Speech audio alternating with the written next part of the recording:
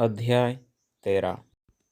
उसी दिन यीशु घर से निकलकर झील के किनारे जा बैठा और उसके पास ऐसी बड़ी भीड़ इकट्ठी हुई कि वह नाव पर चढ़ गया और सारी भीड़ किनारे पर खड़ी रही। और उसने उनसे दृष्टांतों में बहुत सी बातें कही। एक बोने वाला बीज बोने निकला। बोते समय कुछ बीज मार्ग के किनारे गिरे और पक्षियों ने आकर उन्हें चुग लिया। कुछ बीज पथरीली भूमि पर गिरे, जहाँ उन्हें बहुत मिट्टी न मिली, और गहरी मिट्टी न मिलने के कारण वे जल्द उग आए। पर सूरज निकलने पर वे जल गए और जड़ न पकड़ने से सूख गए। कुछ बीज झाड़ियों में गिरे और झाड़ियों ने बढ़कर उन्हें दबा डाला। पर कुछ बीज अच्छी भूमि पर गिरे और फल लाए, कोई 100 गुना, कोई 60 गुना और कोई 30 गुना। जिसके कान हो वह सुन ले। चेलों ने पास आकर उससे कहा, तू लोगों से दृष्टांतों में क्यों बातें करता है?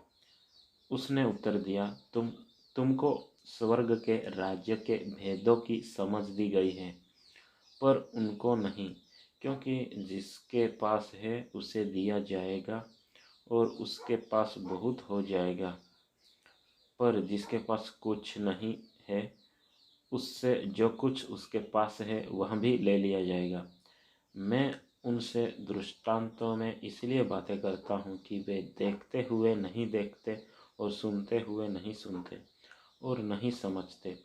उनके विषय में यशायाह की यह भविष्यवाणी पूरी होती है, तुम कानों से तो सुनोगे पर समझोगे नहीं, और आँखों से तो देखोगे पर तुम्हें न सूझेगा।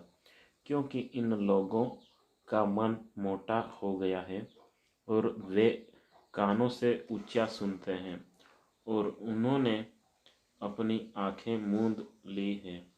कहीं ऐसा न हो कि वे आँखों से देखें और कानों से सुने और मन से समझे और फिर जाए और मैं उन्हें चंगा करूं। पर धन्य है तुम्हारी आँखें कि वे देखती हैं और तुम्हारे कान कि वे सुनते हैं। क्योंकि मैं तुमसे सच कहता हूँ कि बहुत से भविष्यद्वक्ताओं ने और धर्मियों ने चाहा कि जो बातें तुम देखते हो देखे पर न देखी, और जो बातें तुम सुनते हो सुने पर न सुनी। अब तुम बोने वाले के दृष्टांत का अर्थ सुनो। जो कोई राज्य का वचन सुनकर नहीं समझता, उसके मन में जो कुछ बोया गया था उसे वह दुष्ट आकर छीन ले जाता है। यह वही है जो मार्ग के किनारे बोया गया था। और जो पथरीली भूमि पर बोया गया, यह वह है जो वचन सुनकर तुरंत आनंद के साथ मान लेता है, पर अपने में जड़ न रखने के कारण वह थोड़े ही दिन का है। और जब वचन के कारण क्लेश या उपद्रव होता है तो तुरंत ठोकर खाता है। जो झाड़ियों में बोया गया, यह वह है जो वचन को सुनता है, पर इस संसार की चिंता और धन का धोखा वचन को दबाता है और वह फल नहीं लाता। जो अच्छी भूमि में बोया गया, यह वह है जो वचन को सुनकर समझता है और फल लाता है, कोई 100 गुना, कोई 60 गुना और कोई 30 गुना। यीशु ने उन्हें एक और दृष्टांत दिया।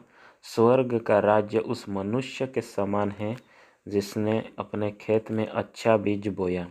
पर जब लोग सो रहे थे तो उसका शत्रु आकर गेहूं के बीच जंगली बीज बोकर चला गया। जब अंकुर निकले और बालें लगी तो जंगली दाने के पौधे भी दिखाई दिए।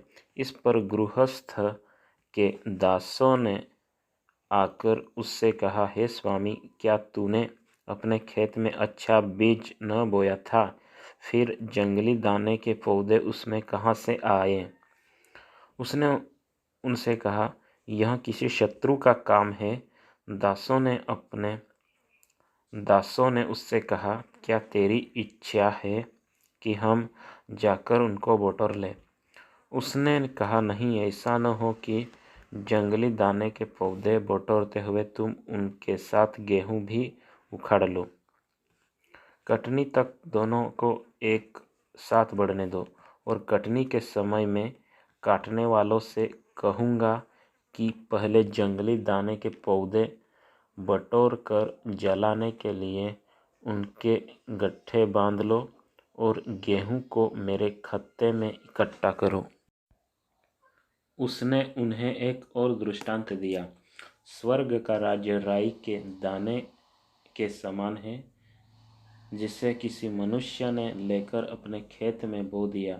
वह सब बीजों से छोटा होता है, पर जब बढ़ जाता है तब सब साग पात से बड़ा होता है और ऐसा पेड़ हो जाता है कि आकाश के पक्षी आकर उसकी डालियों पर बसेरा करते हैं। उसने एक और दृष्टांत उन्हें सुनाया। स्वर्ग का राज्य खमीर के समान है, जिसको किसी स्त्री ने लेकर 3 पसेरी आटे में मिला दिया, और होते होते वह सब खमीरा हो गया। ये सब बातें यीशु ने दृष्टांतों में लोगों से कही, और बिना दृष्टांत वह उनसे कुछ न कहता था कि जो वचन भविष्यद्वक्ता के द्वारा कहा गया था वह पूरा हो। मैं दृष्टांत कहने को अपना मुंह खोलूंगा। मैं उन बातों को जो जगत की उत्पत्ति से गुप्त रही है प्रकट करूंगा। तब वह भीड़ को छोड़कर घर में आया, और उसके चेलों ने उसके पास आकर कहा, खेत के जंगली दाने का दृष्टांत हमें समझा दे। उसने उनको उत्तर दिया, अच्छे बीज का बोने वाला मनुष्य का पुत्र है। खेत संसार है।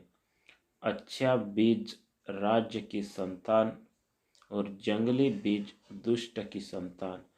जिस शत्रु ने उनको बोया वह शैतान है। कटनी जगत का अंत है, और काटने वाले स्वर्गदूत है। अतः जैसे जंगली दाने बटोरे जाते और जलाए जाते हैं, वैसा ही जगत के अंत में होगा। मनुष्य का पुत्र अपने स्वर्गदूतों को भेजेगा, और वे उसके राज्य में सब ठोकर के कारणों को और कुकर्म करने वालों को इकट्ठा करेंगे, और उन्हें आग के कुंड में डालेंगे, जहाँ रोना और दांत पीसना होगा। उस समय धर्मी अपने पिता के राज्य में सूर्य के समान चमकेंगे। जिसके कान हो वह सुन ले। स्वर्ग का राज्य खेत में छिपे हुए धन के समान है, जिसे किसी मनुष्य ने पाया और छिपा दिया, और मारे आनंद के जाकर अपना सब कुछ बेच दिया और उस खेत को मोल ले लिया। फिर स्वर्ग का राज्य एक व्यापारी के समान है, जो अच्छे मोतियों की खोज में था। जब उसे एक बहुमूल्य मोती मिला तो उसने जाकर अपना सब कुछ बेच डाला और उसे मोल ले लिया।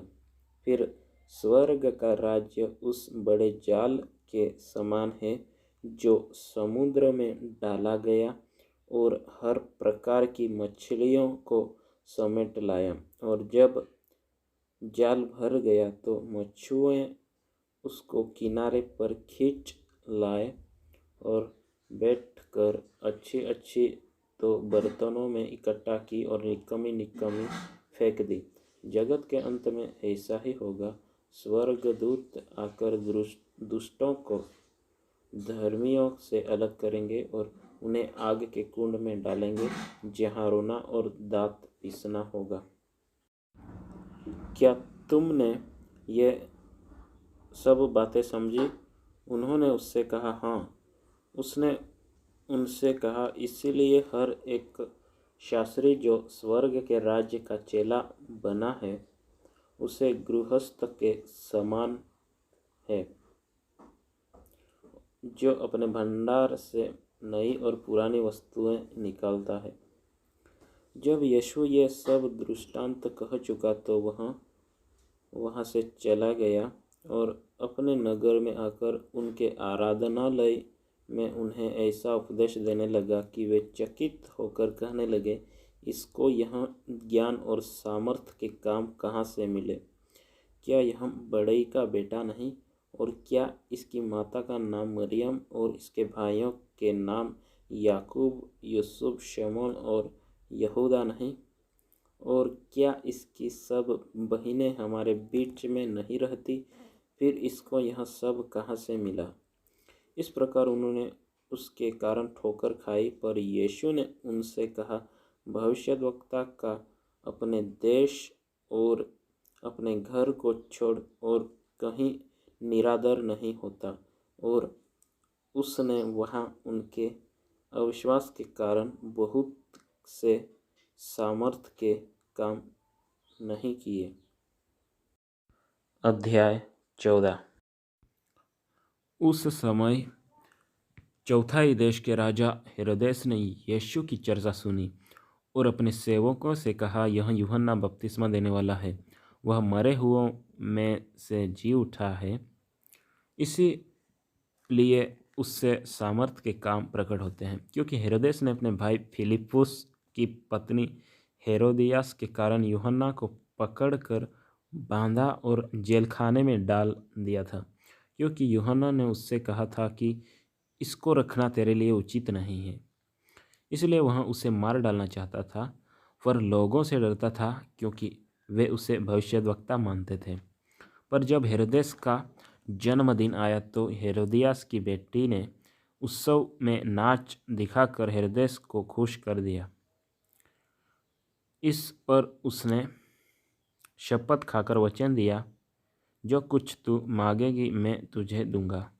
वह अपनी माता के उस्काने से बोली, यूहन्ना बपतिस्मा देने वाले का सिर थाल में यहीं मुझे मंगवा दे। राजा दुखी हुआ, पर अपनी शपथ के और साथ बैठने वालों के कारण आज्ञा दी कि दे दिया जाए। और उसने जेलखाने में लोगों को भेजकर यूहन्ना का सिर कटवा दिया।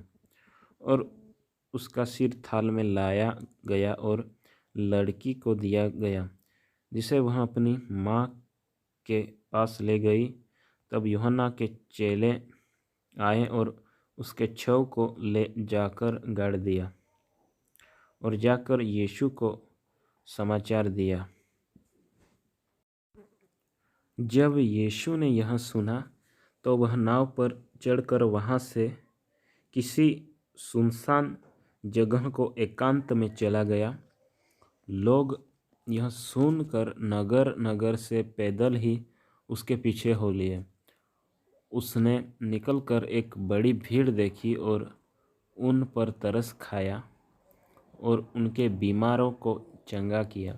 जब सांझ हुई तो उसके चेलों ने उसके पास आकर, यह सुनसान जगह है और देर हो रही है, लोगों को विदा किया जाए कि वे बस्तियों में जाकर अपने लिए भोजन मोल ले।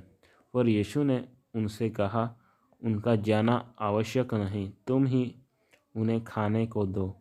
उन्होंने उससे कहा, यहाँ हमारे पास 5 रोटी और 2 मछलियों को छोड़ और कुछ नहीं है।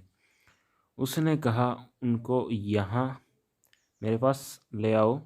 तब उसने लोगों को घास पर बैठने को कहा और उन 5 रोटियों और 2 मछलियों को लिया और स्वर्ग की ओर देखकर धन्यवाद किया और रोटियां तोड़ तोड़ कर चेलों को दी। और चेलों ने लोगों को, जब सब खाकर तृप्त हो गए तो चेलों ने बचे हुए टुकड़ों से भरी हुई 12 टोकरियां उठाई और खाने वाले स्त्रियों और बालकों को छोड़कर 5,000 पुरुषों के लगभग थे। तब उसने तुरंत अपने चेलों को नाव पर चढ़ने के लिए विवश किया कि वे उससे पहले पार चले जाएं। जब तक वह लोगों को विदा करके प्रार्थना करने को अलग पहाड़ पर चला गया और सांझ को वह वहाँ अकेला था। उस समय नाव झील के बीच लहरों से डगमगा रही थी, क्योंकि हवा सामने की थी। और यीशु रात के चौथे पहर झील पर चलते हुए उनके पास आया। चेले उसको झील पर चलते हुए देखकर घबरा गए और कहने लगे, यह भूत है, और डर के मारे चिल्लाने लगे। तब यीशु ने तुरंत उनसे बातें की और कहा, ढाढ़स बांधो, मैं हूँ, डरो मत। पतरस ने उसको उत्तर दिया, हे प्रभु, यदि तू ही है तो मुझे अपने पास पानी पर चलकर आने की आज्ञा दे। उसने कहा, आ। तब पतरस नाव पर से उतरकर यीशु के पास जाने को पानी पर चलने लगा, पर हवा को देखकर डर गया, और जब डूबने लगा तो चिल्लाकर कहा, हे प्रभु, मुझे बचा। यीशु ने तुरंत हाथ बढ़ाकर उसे थाम लिया और उससे कहा, हे अल्पविश्वासी, तूने क्यों संदेह किया। जब वे नाव पर चढ़ गए तो हवा थम गई।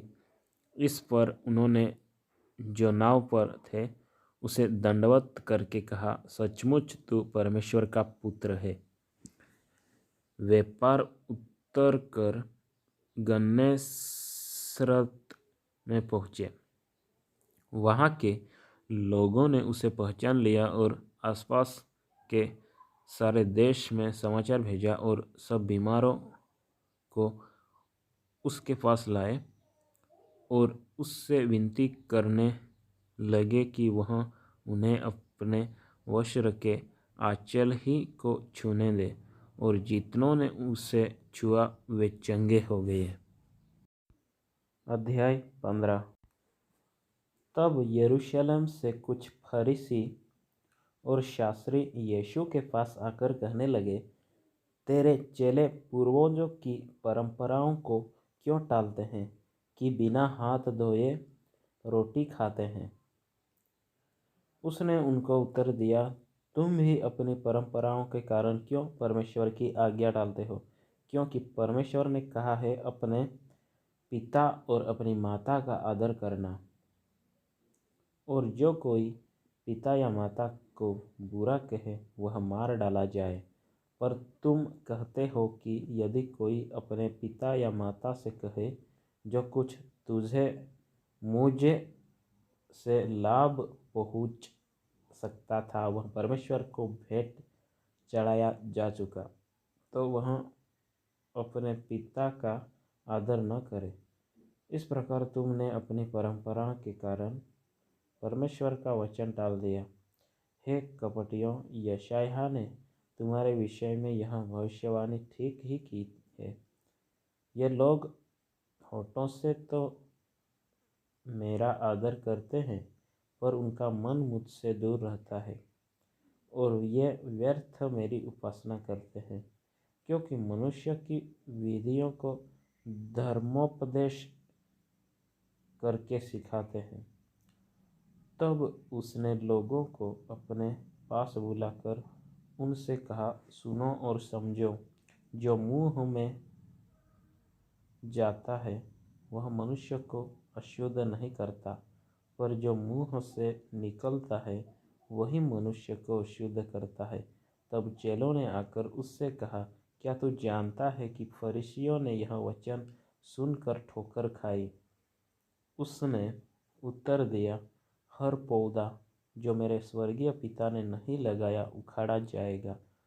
उनको जाने दो, वे अंधे मार्गदर्शक है, और अंधा अंधे को मार्ग दिखाए तो दोनों ही गड्ढे में गिर पड़ेंगे। यह सुनकर पतरस ने उससे कहा, यह दृष्टांत हमें समझा दे। उसने कहा, क्या तुम भी अब तक ना समझ हो। क्या तुम नहीं जानते कि जो कुछ मुंह में जाता वह पेट में पड़ता है और संडास से निकल जाता है। पर जो कुछ मुंह से निकलता है वह मन से निकलता है, और वही मनुष्य को अशुद्ध करता है। क्योंकि बुरे विचार, हत्या, परिश्रमगमन, व्यभिचार, चोरी, झूठी गवाही और निंदा मन ही से निकलती है।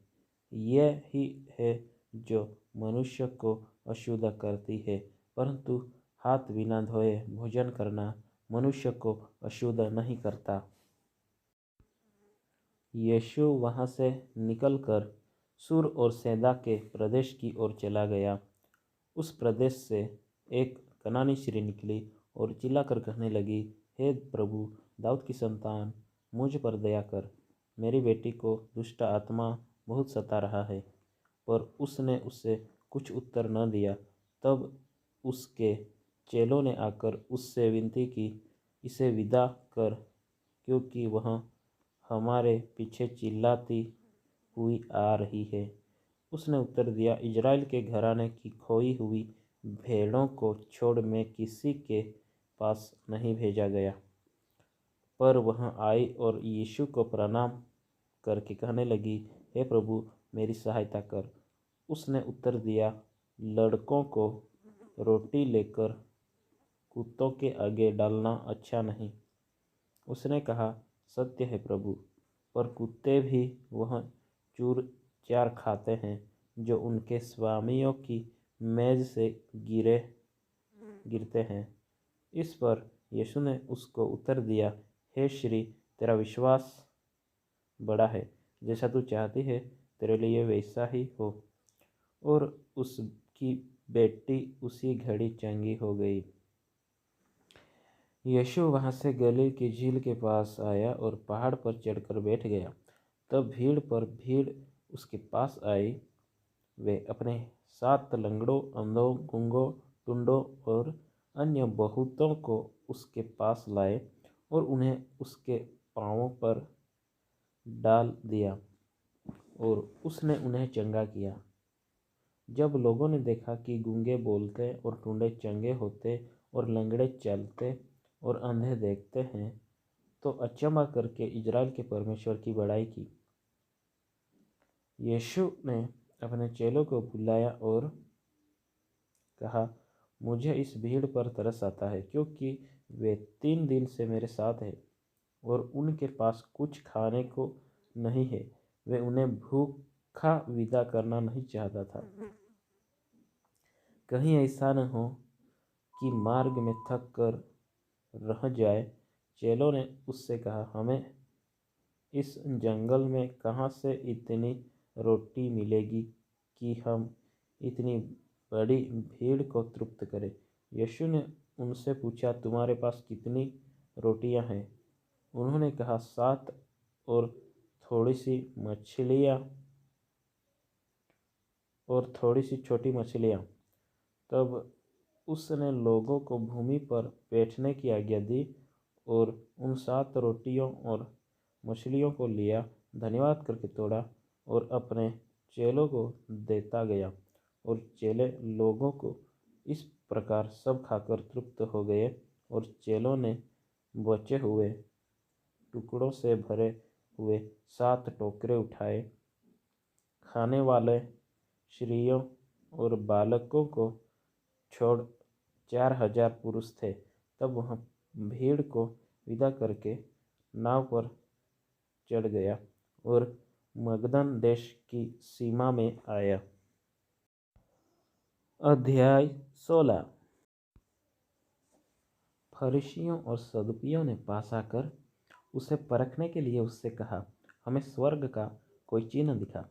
उसने उनको उत्तर दिया, सांझ को तुम कहते हो मौसम अच्छा रहेगा, क्योंकि आकाश लाल है, और भोर को कहते हो आज आंधी आएगी, क्योंकि आकाश लाल और धूमिल है।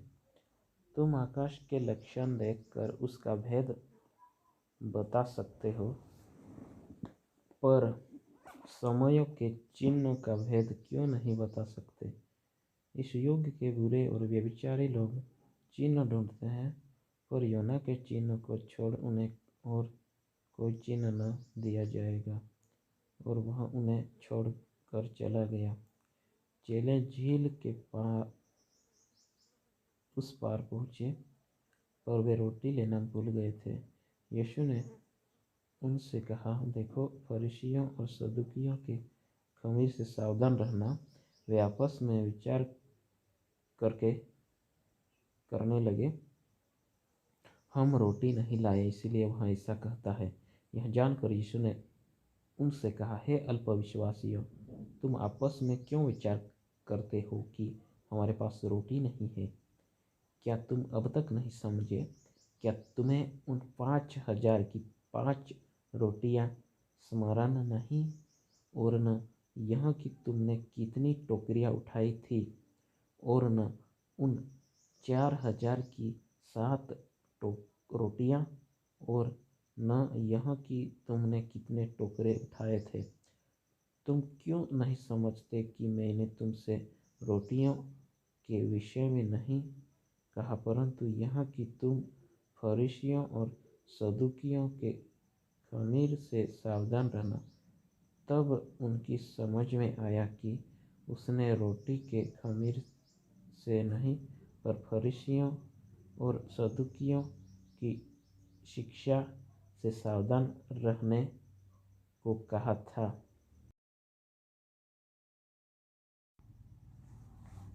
यीशु कैसरिया फिलिप्पी के प्रदेश में आया और अपने चेलों से पूछने लगा, लोग मनुष्य के पुत्र को क्या कहते हैं? उन्होंने कहा, कुछ तो यूहन्ना बपतिस्मा देने वाला कहते हैं, और कुछ एलिय्याह, और कुछ यिर्मयाह या भविष्यद्वक्ता में से कोई एक कहते हैं। उसने उनसे कहा, परंतु तुम मुझे क्या कहते हो? शमौन पतरस ने उत्तर दिया, तू जीवते परमेश्वर का पुत्र मसीह ही है। यीशु ने उसको उत्तर दिया, है शमौन, योना के पुत्र, तू धन्य है, क्योंकि मांस और लहू ने नहीं, परंतु मेरे पिता ने जो स्वर्ग में है, यह बात तुझ पर प्रकट की है। और मैं भी तुझसे कहता हूँ कि तू पतरस है, और मैं इस पत्थर पर अपनी कलीसिया बनाऊंगा, और अधोलोक के फाटक उस पर प्रबल न होंगे। मैं तुझे स्वर्ग के राज्य की कुंजियाँ दूंगा, और जो कुछ तू पृथ्वी पर बांधेगा वह स्वर्ग में बंधेगा, और जो कुछ तू पृथ्वी पर खोलेगा वह स्वर्ग में खुलेगा। तब उसने चेलों को चिताया कि किसी से न कहना कि मैं मसीही हूँ। उस समय से यीशु अपने चेलों को बताने लगा, अवश्य है कि मैं यरूशलेम को जाऊं और पुरनियों और प्रधान याजकों और शास्त्रियों के हाथ से बहुत दुख उठाऊं और मार डाला जाऊं, और तीसरे दिन जी उठूं। इस पर पतरस उसे अलग ले जाकर झिड़कने लगा, हे प्रभु परमेश्वर, न करे, तेरे साथ ऐसा कभी न होगा। उसने मुड़कर पतरस से कहा, हे शैतान, मेरे सामने से दूर हो, तू मेरे लिए ठोकर का कारण है, क्योंकि तू परमेश्वर की बातों पर नहीं परंतु मनुष्य की बातों पर मन लगाता है। तब यीशु ने अपने चेलों से कहा, यदि कोई मेरे पीछे आना चाहे तो अपने आप को इनकार करे और अपना क्रूस उठाए और मेरे पीछे हो ले। क्योंकि जो कोई अपना प्राण बचाना चाहे वह उसे खोएगा, और जो कोई मेरे लिए अपना प्राण खोएगा वह उसे पाएगा। यदि मनुष्य सारे जगत को प्राप्त करे और अपने प्राण की हानि उठाए तो उसे क्या लाभ होगा? यह मनुष्य अपने प्राण के बदले क्या देगा? मनुष्य का पुत्र अपने स्वर्गदूतों के साथ अपने पिता की महिमा में आएगा, और उस समय वह हर एक को उसके कामों के अनुसार प्रतिफल देगा। मैं तुमसे सच कहता हूँ कि जो यहाँ खड़े हैं उनमें से कुछ ऐसे हैं कि वे जब तक मनुष्य के पुत्र को उसके राज्य में आते हुए न देख लेंगे तब तक मृत्यु का स्वाद कभी न चखेंगे। आमीन।